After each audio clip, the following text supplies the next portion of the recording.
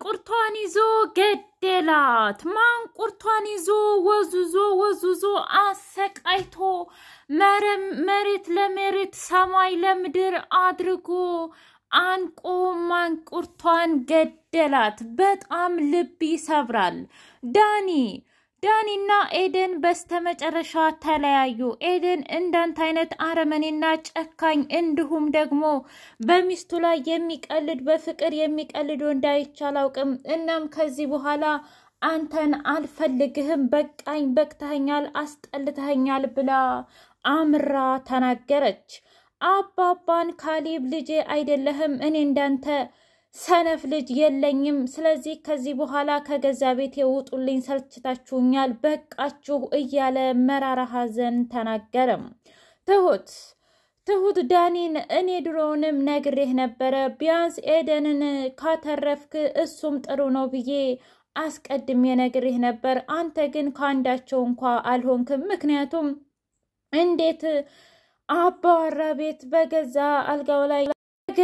አልጋው ላይ ውሽማ ይዘህ እያደርክ ኤደን አሁን ያንተ ሚስት የምትሆን ይመስልህ ነበር ኤደን የፈለገችው በፍቅር እንድትኖር ነበር አንተ ግን ተጫውተህባታል ከዚህ በኋላ ደግሞ እመነኝ ካሌብ ጋር አብረው ከሆኑ መቼም አይለያዩም ምን ሆነሽ ነው በፍጹም ካሌብ የኤደን ባል ሊሆን አይችልም ምን ነው ካንተ አይሻልም እንዴ ማለቴ በጣም ጥሩ ጸባይ አለው እንዴ እንደውም እኔ እንኳንም የገለገልኩት እኮ ቲና እኮ በጣም አረመኔና ጥቅመኛ ሴት ናት እና አንተ ምንድነህ እስኪ ንገረኝ አንተስ ብኮን ቲና ላይ አልተጫወትክባትም እንዴ ኤደንን ሚስትህ አርገህ ተቀብለህ ለኤደን ጋር አብራችሁ ለመኖር ሀብትና ንብረትን ትታካብት ያ የማን ንብረት ይመስልሃል የእውነት ያባዬ ብቻ ይመስልሃል እሱ እየሰራ ጧት ወጥቶ ማታ እየገባ የሚሰራውን ገንዘብ መስሎኝ አብራችሁ ስትመነዝሩና እገዛ ቤቱ እገዛ አልጋው ላይ አብራችሁ ሻሻ ስትሰሩ የነበረው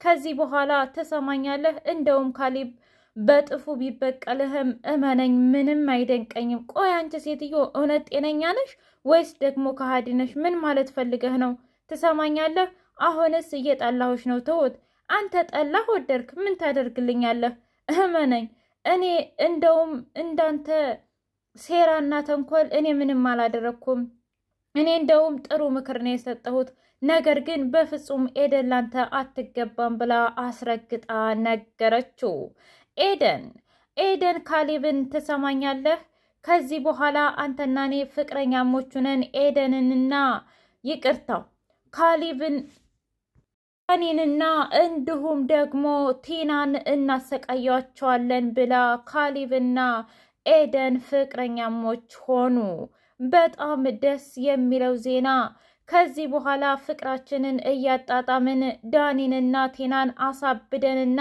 አጨልለን ከዛ ከቤት እናባረራቸዋለን ብለው ባንድ ተመካከሩ አባባ እኔ ቤቴ እሳት ሲነድ በፍጹም ማየት አልፈልግም ስለዚህ በቀላችሁንም ከፈለጋችሁ ጉታችሁ ተበቃቀሉ እንጂ እኔ ሰልችቶኛል ብሎ አባባ ከሁሉም ጨዋታ ውጭ ሆነ ሰላም ውድና የተከበራችሁ የህያ ቤቴ ቤተሰቦች እንዲናችሁ ሁሉ ሰላም ሁሉ መልካም እኔ እግዚአብሔር የተመሰገነ ይሁን ሰላም ነኝ ደህና ነኝ ለዚህ ቻናል አዲስ ሆናችሁ ሰብስክራይብ እያደረጋችሁ ቤተሰብ ይሁኑ ነባር ቤተሰቦች ደግሞ ስለምትከታተሉኝ እጅጉን አድርጌ አመሰግናለሁ እጅግ አስተማሪውና አጓጊው ትሁት ድራማ እንደቀጠለ ይገኛል በስተመጨረሻም ካሌብ እንግዲህ አታላው ቲና አብራው አደረች እናም ጧት ትሁት ወደ ክፍላቸው ስትሄድ የማይሆን ሆኗል ጭራሽ እራክቷቸውን ሆና በሰው ትዳር መካከል እኮ አትግቢ ብዬሽ ነበረ አንቺ ግን በፍጹም ልትሰሚኝ ፍቃደኛ አይደለሽም እናም በሚገርም ሁኔታ የኔ ተሳካ እኔ አሸነፍኳችሁ ትሰሚኛለሽ ትሁት እኔ ላንቺ ጥሩ እየሆንኩኝ ነው እና ምንድነው ከኔ የምትፈልጊው ብላ ተናገረች ቆይ አልገባኝም የእውነት ካሌብ አብሮሽ አደረ ይመስልሻል አንቺ ተጫውተሽበትና እንደጠረጠርኩትም የሆነ መድኃኒት አድርገሽበታል አይደል ቆይ ግን ቲና የእውነት አንቺ ሰው ነሽ ወይስ ደግሞ አውሬ ነሽ እኔ ምልሽ አውሬ እንኳን የእውነቴን ነው ምልሽ ሰውን ይወዳል እኮ አንቺ ከምኑ አፈር እንደተፈጠርሽ በፍጹም አላውቅም ቆይ አንቺስ ትሁት ምንድነው የምትፈልጊው ያንቺስ ትሁት ምንድነው የምትፈልጊው? ማለቴ የእውነት ባሌን ትፈልጊዋለሽ እንዴ? አልገባኝም። ምን ማለት ነው ደግሞ ባሌን ትፈልጊዋለሽ ማለት? እኔ ካሌብን? ኧረ በፍጹም አይነካካኝም። እና ታዲያ የማትፈልጊውና የማትወጁ ከሆነ ለምንድን ነው ከህይወታችን የማትወጩ? አንቺም ሆንሽ አባዬም በስርዓት ብትኖሩ ይሻላችኋል። እኔና ካሌብ ግን ከዚህ በኋላ ፍቅራችንን አድሰን እንደውም ሶስተኛ ቤተሰብ የማንጣት አላማና እቅድ አለን ብላ ተናገረች። ትሁት ደንግጣ ወደ ካሌብ ስትሄድ እንጅና አባዬ ያላችሁት ነገር ትክክል ነበር፣ እስኪ ምከሪም ብሎ ምክር ተቀበለ። አይ ካሌብ ነገሩን ሁሉ አበላሽተኸውና አብክተኸው ከዚህ በኋላ አሁን ምንም ብዬ እንድመክርህ ነው የፈለከው? አላውቅም፣ ብቻ የሆነ ነገር በይኝ። እኔ እንግዲህ ምን እንደምልህ አላቅም። ነገር ግን ኤደንን ፍቅረኛህ እንድትሆን ብትጠይቃትና እዚህ ቤት አንጥተህ ሁለቱንም ብታቃጥላቸው ደስ ይለኛል። የእውነት ኤደን እሺ የምትል ይመስልሻል? እንግዲህ ይመስለኛል ካሌብ፣ እድልህን ብትሞክር ጥሩ ነው። እሷም እኮ እርር ትክን ብላለች። ስለዚህ እድልህን ተጠቀምበት ብላ የትሁትን ምክር ሰምቶ ካሌብም ኤደንን እንደሚፈልጋት ተናገረም። ኤደን ሰተት ብላ ወደ ካፌ ከመጣች በኋላ እሺ ምንድነው እንዴት ነህ ብላ ስትል ደህና ነኝ፣ እውነት ለመናገር እኔ በፍጹም ልቋቋመው አልችልም። አንተ ግን እንዴት ተቋቋምከው ካሌብ? አይ አንቺ ቢያንስ አንቺስ የእውነቴን ነው ምልሽ ይወድሻል እኮ። እናም ደግሞ ከቲናና ገንዘቡን ተቀብሎ ላንቺ ጋር አንጥቶ ካንቺ ጋር ፈታ ለማለት ነው። የኔ ያለች አይደል እንዴ በገዛ ቤቴ ከኔ ተቀብላ ለዳኒ የምትሰጠው። ብቻ እኔን እያየሽ ብትጽናኝ ጥሩ ነው። ነገር ግን እኔ ዛሬ የፈለግኩሽ ለዚህ ነገር አይደለም። እና ለምንድን ነው እኔና አንቺ ፍቅረኛሞች እንድንሆነው? ምን ጭራሽ እነሱ የደገሙትን ስህተት እኛም እንድንደግመው ነው እንዴ የፈለግከው? እነሱ እኮ ለገንዘብ ብለው ነው። እኛ ግን ያንቺም ልብ ቆስሏል፣ የኔም ልብ ደግሞ በጣም ቆስሏል። አረ ከዛም በላይ ነው። ስለዚህ ብናቃጥላቸው ምን ይመስልሻል ብሎ ሲላት ኤደን ደንግጣ ሄደች። እኔ ባስብበት ይሻላል። ዳኒ መንገድ ላይ ጠብቆ እኔ ምልሽ ቆይ ኤዱ ምን አጥፍቼ ነው እንደዚህ የምታደርጊኝ ብሎ እጇን ንክት ሲያደርግ በዚህ በቆሻሻ እጅህ እንድትነካኝ በፍጹም አልፈልግም እና እባክህን ተወኝ ብላለችው። ምን ማለት ፈልገሽ ነው? ትሰማኛለህ? እኔ እስከዛሬ ስጠብቅህና ክሽ ኤዱ እኔ ሁሉንም ነገር ያደረግኩት ላንቺ ብዬ ነው። አንቺን አጥቼ እንደማልኖር ታውቂያለሽ። ኧረ እባክህ እንደዛ ነው አይደል? እኔንም ማተህ እየኖርክ ነው። ይልቅስ አያት ሚስትህ መጣችልህ ብላ ቲና ስትመጣ ትታው ሄደች። እኔ ምልክ ዳኒ ቆይ ለምንድን ነው ከዚች ከልጅ ጋር በተደጋጋሚ ስትገናኝ የምትናደደው? ሆነህ ነው ዳኒ? እስኪ ንገረኝ። ነገርኩሽ እኮ ምንም አልሆንኩም ቲና። ለምንድን ነው እንደዚህ የምትዩ? ይልቁንስ አንድ ነገር ማድረግ አለብን። እንዴ ምን አይነት ነገር? ወይ አባትየውን አለያ ደግሞ ካሌብን መግደል አለብን። ምን ሆነህ ነው? ቆይ እንዴት ነው አሁን ላይ እንደዚህ የፈጠነ መልስ የምትመልስልኝ? ግራ ገባኝ እኮ። በፊት አንተ አልነበርክ እንዴ እንዲወገዱ የማትፈልገው? አሁን ደግሞ ፈለኩኛ። ይኸውልህ ከዚህ በኋላ አንተን ምንም ውስጥ ማስገባት አልፈልግም። ለምንድን ነው ምንም ውስጥ ማስገባት የማትፈልጊው? ነገርኩ እኮ በቃ። እና ታዲያ ውሳኔስ ምንድን ነው? የምትወስኒው ነገር አንቺ ምንድን ነው? ማለቴ አልገባኝም። ንገሪኝ እስኪ። የምትወስኒው ነገር አለሽ እንዴ? እንደዛ ማለቴ አይደለም። እና ሁለቱንም አስወግደዋቸዋለሁ ነው የምልህ። አንተ ዳኒ ግን አርፈ ተቀመጥ። በቃኝ። ቲናና ካሌብ የፈለግሽውን ነገር አገኘሽ አይደለም? እስኪ ንገሪኝ። አብረሽኝ አደርሽ፣ ጠጣሽ፣ ብሩን ደግሞ ተቀበልሽ። አይበቃሽም? ነገርኩ እኮ የኔ ፍቅር። ከዚህ በኋላ የሚበቃኝ ሁሉ አይመስለኝም። ደግሞም 400 ሺህ ብሩ ሚስትህ አይደለሁ? ለሚስትህ እንደሰጠህ አቆጣረው። እና አንተና እኔ ከዚህ በኋላ ፍቅራችንን ማጣጣም እንጂ መለያየት በፍጹም የማይታሰብ ነው። እናም ትንሹን ካሌብን ብንጠብቅ አይሻልህም? ምን? እኔ ካንቺ ልወልድ በፍጹም አላደርገውም። ትሰምኛለሽ? እንደውም ኤደን ከዚህ በኋላ የኔ ሚስት ሆና እዚህ ቤት ትመጣለች። እኔ ሙቼ ነው ቁሜ። ትሰማኛለህ ካሌብ? እንደ አይነት ጨዋታ ባትጫወት ይሻልሃል። ልጅቷንም ሚስኪን ነገር ትመስላለች እና ባትጫወትባት ይሻልሃል ብላ አለች።